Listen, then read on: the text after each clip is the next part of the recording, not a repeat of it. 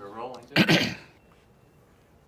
Okay, so first just tell us about how Gerald was your political science professor at Ole Miss.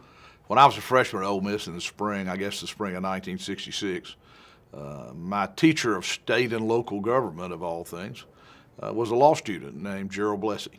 And he was a very good teacher, even though our politics weren't exactly the same.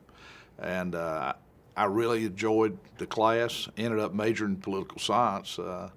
But that was our first time to know each other, as he was a young teacher, as you can imagine. He was a law student, wasn't much older than those of us in the class. But it was a great experience. He kept it interesting, fun, and as you can see how it turned out for me. Okay, so why do you think the YMCA selected him for this award? When we were deep into the recovery of Katrina, one of the things that was clear to me was that we needed stronger leadership on the ground. The federal government made the grants to rebuild after Katrina through the state, through the Community Development Block Grant Program, which is run by the State Development Authority. But I recognize that we need a strong leader on the ground, and the right person to me was clearly Gerald Blessey, because he cares about the coast, he loves the coast. He's been a mayor, he's been a legislator, so he's got great depth of knowledge as well as reach. He knows lots and lots and lots of people. I was tickled when he said he would do it.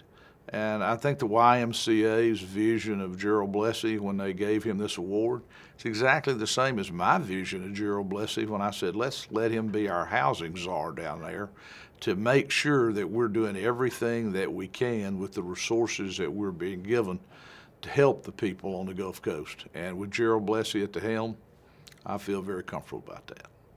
Okay.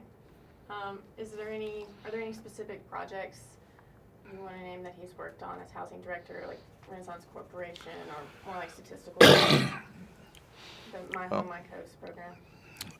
One of the great things about Gerald is that he got thrown into a project that had many, many programs, from Renaissance, from the fact that we have direct housing programs where people are given direct grants, to neighborhood home program where we're trying to help people who are very poor, often are very old, many of whom have serious disabilities, who have little or no education.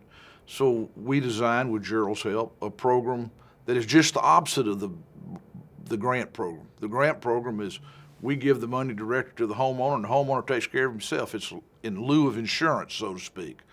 The other program, NHP, is total case management, involvement with the person. The state controls the contractor to make sure that these older disabled people are not getting cheated.